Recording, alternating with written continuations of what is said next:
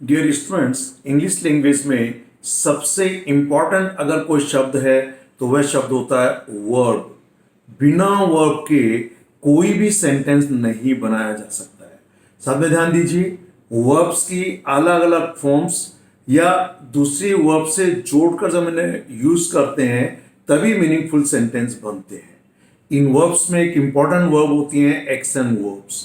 ये action verbs हम लोग जो डे टू डे लाइफ में काम करते हैं उनको रिप्रेजेंट करने वाले वर्ड्स होते हैं।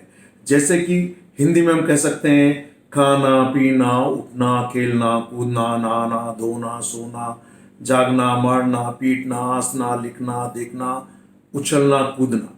यानी हम कह सकते हैं कि हिंदी के अधिकांश शब्दों में जिनमें ना आता है, ज्यादातर ये ना लगे हुए शब्द एक्शन वर्ब्स होते हैं। ये एक्शन वर्ब्स या ये काम दो तरीके के होते हैं। ध्यान दीजिए, हम जीवन में दो तरीके के काम करते हैं। कुछ काम ऐसे हैं कि जब उस काम को मैं करूं तो उसका फल मुझे ही मिले, और कुछ काम ऐसे हैं कि जब मैं उस काम को करूं तो उसका फल किसी अन्य व्यक्ति को मिले या उसका काम का असर किसी एनिमल, प्लेस या थिंग पर पड़े। दूसरे काम वे हैं जो खुद ही उस काम को करने वाला वही उस काम का फल पाने वाला है। तो ये दो तरीके के एक्शन यहां पर होते हैं।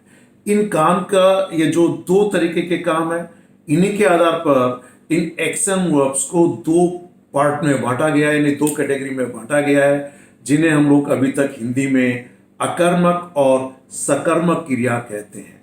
लेकिन हम लोग इन्हें ग्रामर पॉइंट ऑफ व्यू से हम इन्हें नाम देंगे ट्रांजिटिव एंड इंट्रांजिटिव वर्ब। तो आज के इस वीडियो लेसन में हम यही सीखेंगे कि ट्रांजिटिव वर्ब्स क्या होती हैं और इंट्रांजिटिव वर्ब्स क्या होते हैं। इसके लिए मैं आपको कुछ सेंटेंसेस, कुछ एग्जांपल्स देकर पहले समझाना चाहूंगा, फिर मैं आपको इनकी क्या प्रॉपर डेफिनेशन है, साथ में कौन सी वर्ब्स हैं जो इंट्रांजिटिव है, उनकी भी पूरी लिस्ट आपको मैं बताऊंगा। तो आइए कुछ एग्जांपल्स देखते हैं। ध्यान दीजिए, यहां पर मैंने छोटे छोटे 4 सेंटेंस लिखे हैं। वी ऑल ब्रीथ, यानी हम सब सांस लेते हैं। डॉग्स बार्क, यानी कुत्ते भौंकते हैं। बर्ड्स फ्लाई, यानी पक्षी उड़ते हैं। फायर बर्न्स, यानी आग जलती है। तो ध्यान दीजिए, कुछ काम ऐसे हैं कि जो करने वाला डूअर है वही उस काम को करता है और वही उसका फल पाता है। जैसे कि मान लीजिए हमने यहाँ पे एक सेंटेंस छोटा सा लिखा, वी स्लीप, हम सोते हैं। तो जो ये काम सब्जेक्ट है वी, ये इस काम को करता है और इसको खुद को ही इसका फल मिलता है, यानी ये खुद ही इसका रिसीवर है।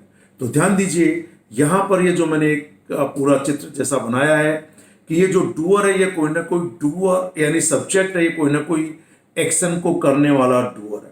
जब ये सब्जेक्ट यानी ये डूअर इस काम को करे और इस काम का फल खुद को ही मिले, यानी इस काम का असर खुद पर ही आए, तो यहां एरो पे आप ध्यान दीजिए, यानी इसमें कोई अन्य व्यक्ति, कोई अन्य वस्तु का कोई इन्वॉल्वमेंट नहीं है। जो मैंने आपके सामने 4 सेंटेंस दिए हैं, हम सांस लेते हैं तो हम लेते हैं तो हमें ही उसका फल मिलता है। डॉग्स बार्क, जो ये डूअर है वही इसका रिसीवर है, इसमें कोई अन्य व्यक्ति या वस्तु इन्वॉल्व नहीं है। बर्ड्स फ्लाई, यानी पक्षी उड़ते हैं। फायर बर्न्स, तो ये जो वर्ब इस कैटेगरी में आते हैं, इनमें यहां पर कोई, यानी जब ये डूअर इस काम को करता है तो इस काम का असर किसी अन्य व्यक्ति, वस्तु, एनिमल, प्लेस, थिंग पर नहीं पड़ता है। नो अदर पर्सन और थिंग इन्वॉल्व्ड। क्लियर? लेकिन ये काम कहां होते हैं, कब होते हैं, क्यों होते हैं, कैसे होते हैं, ऐसे एडवर्ब्स आप इन वर्ब्स के साथ लगा सकते हैं। जैसे कि आपके सामने यहां पर है, ये सब्जेक्ट कोई ना कोई डूअर है, इसने ये काम किया लेकिन इसका असर खुद पर ही आया, यानी जो डूअर है वही रिसीवर ऑफ द एक्शन है। जिसने काम किया वही उस काम का फल पाने वाला है। लेकिन आप एडवर्बियल्स लगा सकते हैं, जैसे कि कोई काम कैसे होता है, यानी मैनर, हाउ।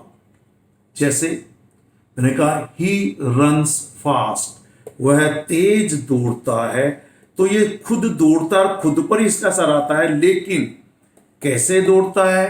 फास्ट। तो यहां पर इस काम के होने के बारे में इसका तरीका बता दिया गया, जो कि एडवर्ब है। लेकिन इस सब्जेक्ट ने, इस डूअर ने काम किया, तो इसका फल खुद पर ही आ रहा है, इसका असर खुद पर ही आ रहा है, अन्य व्यक्ति का यहां पर कोई इन्वॉल्वमेंट नहीं है। क्लियर? या फिर हम ये कह सकते हैं कि जब ये व्यक्ति कोई काम करे, तो पहला तो जैसा कि मैंने यहां पे कहा कि कोई काम कैसे होता है, यानी मैनर, हाउ, या फिर इस काम के होने का प्लेस बताया जाए कि कोई काम कहाँ होता है। जैसे कि पहले मैं एग्जांपल्स में बताऊं, ही स्विम्स वेल, वह तैरता है। कैसे तैरता है? वेल। तो ये सिर्फ मैनर बता रहा है, लेकिन ये ही खुद इस काम को करता है, खुद पर ही इसका असर आता है, किसी अन्य व्यक्ति का, एनिमल का, प्लेस का, थिंग का इस एक्शन में कोई इन्वॉल्वमेंट नहीं है। नेक्स्ट सेंटेंस देखिए, दे लिव इन जयपुर, वे जयपुर में रहते हैं। तो यहां पर भी किसी अन्य व्यक्ति का इन्वॉल्वमेंट नहीं है, सिर्फ जगह बताया गया है, इन जयपुर। तो यहां पर काम के होने का प्लेस बता दिया गया, मीन्स कोई काम कहां होता है, वेयर। नेक्स्ट सेंटेंस देखिए, वी स्लीप एट नाइट, हम रात को सोते हैं। तो जो डूअर है, यानी ये जो स्लीप करता है, खुद ही इसका रिसीवर है, लेकिन टाइम दे दिया गया कब सोते हैं, तो एट नाइट यहां पर टाइम दिया गया है, यानी कोई काम कब होता है। कहने का मतलब यह है कि ये जो यहां पर एक्शन है, ये एक्शन वर्ब्स इंट्रांजिटिव वर्ब है। यहां पर इनमें ऑब्जेक्ट नहीं लगता है, इनमें किसी अन्य व्यक्ति, वस्तु, एनिमल, प्लेस का इन्वॉल्वमेंट नहीं है, लेकिन इस काम के होने का तरीका, इसकी जगह, इसका समय बता दिया जाता है, तो फिर हम इसको एडवर्ब के रूप में यूज करते हैं। अगला देखिए, he goes for a walk, so he goes for a walk. यहां पर इस काम के होने का पर्पस बता दिया गया है, या इसे हम लोग रीजन भी कह सकते हैं कि कोई काम क्यों करता है या क्यों होता है, तो व्हाई। ये सब एडवर्ब्स हैं जो कॉमनली सेंटेंसेस में यूज किए जाते हैं। तो किसी सेंटेंस में जब किसी एक्शन वर्ब का यूज किया और वो एक्शन वर्ब इंट्रांजिटिव वर्ब है, तो उसमें ऑब्जेक्ट तो नहीं लगता, लेकिन एडवर्बियल्स में अलग अलग मैनर, प्लेस, टाइम, रीजन को रिप्रेजेंट करने वाले शब्द लग सकते हैं। अगला सेंटेंस देखिए, ही ऑलवेज कम्स लेट। तो यहां पर ये ऑलवेज फ्रीक्वेंसी बता रहा है कि वह हमेशा लेट आता है। और अगला सेंटेंस है, the baby was crying bitterly. So the baby was crying how, इनसे क्वेश्चन पूछा, तो बिटरली। ये बिटरली अगेन यहां पर उस काम के होने का मैनर बता रहा है। तो इस तरीके से ये जो भी वर्ब्स को यहां पर हम लोग बता रहे हैं, ये सब इंट्रांजिटिव वर्ब्स कहलाती हैं। तो इंट्रांजिटिव वर्ब का सीधा सा मतलब है वे एक्शन वर्ब्स जिनमें ऑब्जेक्ट नहीं लगता है, जो उस एक्शन का डूअर होता है वही उस एक्शन के फल का रिसीवर होता है। क्लियर? उसमें किसी अन्य व्यक्ति, वस्तु, एनिमल, प्लेस का इन्वॉल्वमेंट नहीं होता है। तो आइए अगला देखते हैं कि ट्रांजिटिव वर्ब क्या होती है। अब यहां पर पहले इस एग्जाम्पल को देखिए। आई टीच सम स्टूडेंट्स, ये आई सब्जेक्ट है। जब ये व्यक्ति ये वाला काम करता है यानी वो पढ़ाता है, तो इसके पढ़ाने का फल पाने वाला कौन है? तो जवाब होगा सम स्टूडेंट्स। आप इसे पूछ सकते हैं आई टीच हुम, यानी इस हुम से आप क्वेश्चन पूछ सकते हैं। मैं किन्हें पढ़ाता हूं, मीन्स आई टीच हुम, तो जवाब मिलेगा सम स्टूडेंट्स। तो ये हुम के जवाब में मिलने वाला व्यक्ति ही यहां पर ऑब्जेक्ट होता है। इसे ग्रामर की लैंग्वेज में हम लोग इनडायरेक्ट ऑब्जेक्ट कहते हैं।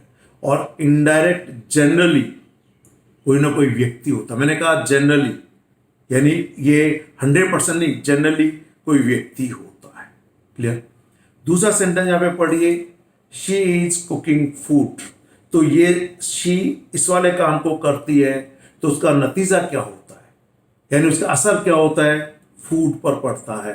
तो शी इज कुकिंग व्हाट, यहां पर इससे क्वेश्चन पूछा, शी इज कुकिंग वॉट, तो जवाब मिलेगा शी इज कुकिंग फूड। तो ये वॉट का जवाब मिला, तो यह भी ऑब्जेक्ट है और इसे हम लोग डायरेक्ट ऑब्जेक्ट कहते हैं। अब यहां पे ध्यान दीजिएगा, कुछ वर्ब्स में डायरेक्ट और इनडायरेक्ट दोनों ऑब्जेक्ट लगता है, जैसे I am teaching you English. So यहां पर दोनों ऑब्जेक्ट है, I am teaching you English. So I am teaching whom, जवाब मिलेगा you. I am teaching what, जवाब मिलेगा इंग्लिश। तो ऐसी वर्ब्स जो कि ट्रांजिटिव वर्ब्स हैं, इसे डाई ट्रांजिटिव वर्ब कहते हैं। डाई का मतलब दो, यानी इनमें दोनों ऑब्जेक्ट लग सकते हैं। लेकिन कुछ वर्ब्स मोनोट्रांजिटिव वर्ब्स होती हैं, जिनमें सिर्फ एक ही ऑब्जेक्ट लगता है, जैसे शी इज कुकिंग फूड। यहां पर सिर्फ आपको व्हाट का जवाब मिल रहा है। हम नहीं कह सकते she is cooking a girl, she is cooking a boy. Girl boy को आप पका नहीं सकते, तो हुम का जवाब मिलेगा नहीं, ये मिलेगा शी इज कुकिंग व्हाट। तो ये मोनोट्रांजिटिव वर्ब है, जैसे कि we eat food, so we eat what, जो मिलेगा फूड। पर हम ये नहीं कह सकते we eat a girl, we eat a boy, so we eat whom, ये नहीं हो सकता। तो ये ट्रांजिटिव वर्ब का मतलब जब इस डूअर ने ये वाला एक्शन किया, एरो देखिए क्लियरली ये वाला एक्शन किया, तो इस एक्शन का फल पाने वाला कोई व्यक्ति, एनिमल, प्लेस और थिंग हो सकता है। तो इन जो इस काम में अन्य व्यक्ति का जो इन्वॉल्वमेंट हुआ, वे ही ऑब्जेक्ट कहलाते हैं। तो यहां क्लियरली आपको समझना चाहिए कि यदि आप ऑब्जेक्ट को पहचानना चाहते हैं, तो इस एक्शन वर्ब से आप हुम और व्हाट से क्वेश्चन कीजिए, और हुम और व्हाट के जवाब में मिलने वाले शब्द ही, या कोई ना कोई नाउन या प्रोनाउन या उनके इक्विवेलेंट कोई वर्ड ग्रुप होगा, इन्हें ही ऑब्जेक्ट कहते हैं। तो आप समझ गए होंगे कि ऑब्जेक्ट क्या होता है, साथ में ट्रांजिटिव वर्ब क्या होता है। आप इनको और डिटेल में जो वर्ब का चैप्टर है उसमें जाकर इसको और पढ़ सकते हैं। तो आइए अब साथ में देखते हैं कि ट्रांजिटिव और इंट्रांजिटिव वर्ब्स की डेफिनेशन क्या है। तो सबसे पहले मैंने लिखा है intransitive verbs. So intransitive verbs describe those actions which stop with the performer doer called the subject and do not pass over to any other person or thing. The performer or doer itself is the recipient of the fruits of the action. कि intransitive verbs उन actions को describe करते हैं जो कि which stop with the performer doer, जो doer है, जो subject, उसी तक वो रुक जाते हैं, खत्म हो जाते हैं, किसी अन्य व्यक्ति या प्लेस पर या थिंग पर वो नहीं जाते। तो यहां जो परफॉर्मर और डूअर है, वो खुद ही उस एक्शन का जो फल है उसको पाने वाले होते हैं। क्लियर? अब आइए ट्रांजिटिव वर्ब्स क्या होते हैं। So a transitive verb denotes an action that does not stop with the doer और परफॉर्मर, यानी सब्जेक्ट। वो डूअर या सब्जेक्ट तक ही नहीं रुकते हैं, but passes to another person or thing. It means the action happens to somebody or something. तो सीधा सा मतलब कि वो एक्शन किसी अन्य व्यक्ति या वस्तु पर के लिए होता है या उस पर उसका असर होता है। ज्यादातर वर्ब्स जो हम काम करते हैं वो ट्रांजिटिव वर्ब्स होते हैं। यूं मान लो 99% हमारे जो एक्शंस होते हैं वो एक्शंस ट्रांजिटिव वर्ब्स के होते हैं। अब हम लोग अगर इंट्रांजिटिव वर्ब जो कि गिनी चुनी है, कुछ मैं आपको इंपॉर्टेंट इंट्रांजिटिव वर्ब्स आपको यहां बता देता हूं ताकि आप उनको याद रख सकें।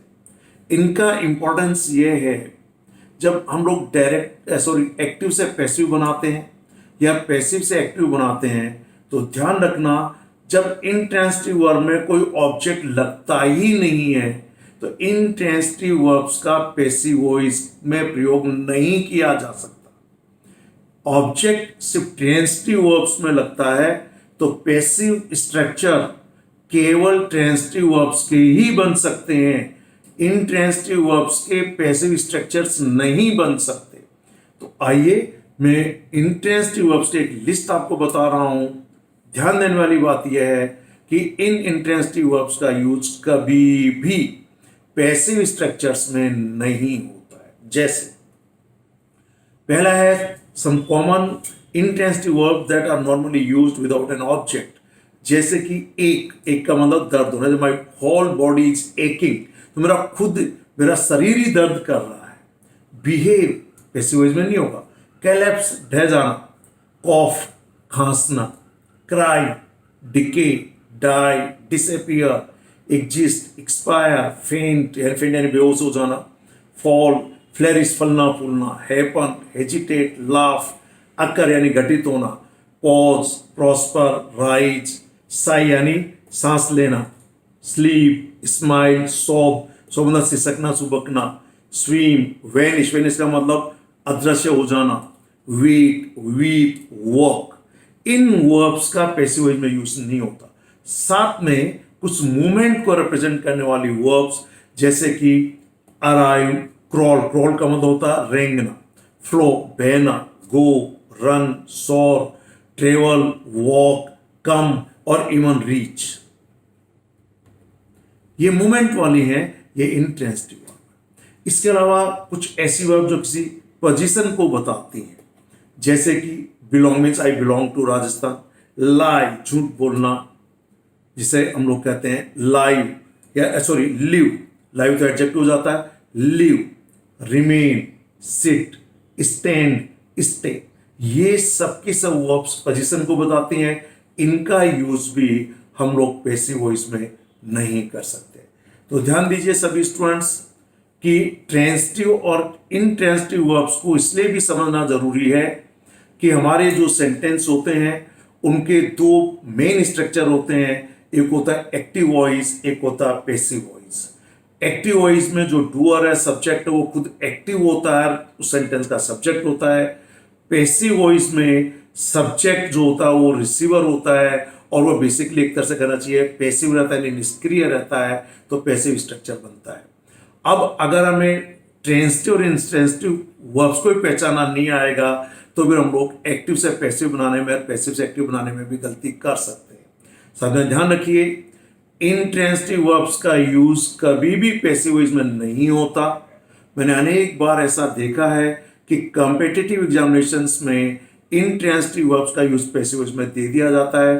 देखते ही आपको पहचान में आना चाहिए कि ये यहाँ पर इसका यूज गलत हो गया है। इन वर्ब्स की और ज्यादा डिटेल के लिए जो वर्ब्स का चैप्टर है उसे आप पढ़ेंगे तो निश्चित रूप से ऑब्जेक्ट क्या होते हैं, ट्रांजिटिव वर्ब्स क्या होती हैं, इंट्रांजिटिव वर्ब्स क्या होती हैं और जो अलग अलग जो वर्ब्स और हैं उनको आप समझ पाएंगे। Thank you very much, have a nice day.